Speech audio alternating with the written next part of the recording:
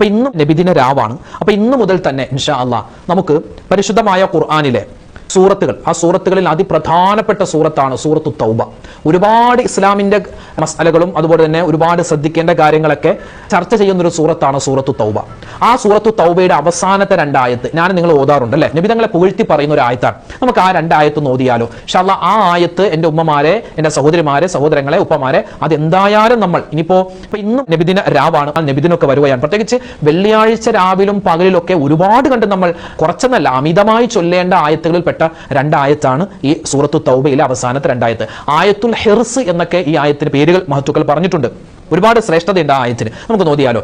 ആ ആയത്ത് ഓതുമ്പോൾ ബിസ്മി പറയേണ്ട ആവശ്യമില്ല. അഊദു ഓതിയിട്ട് നമുക്ക് ആയത്തിലേക്ക് കിടക്കാം. അഊദു ബില്ലാഹി മിനശ് ശൈത്വാനിർ റജീം. لقد جاءكم رسول من أنفسكم عزيز عليه ما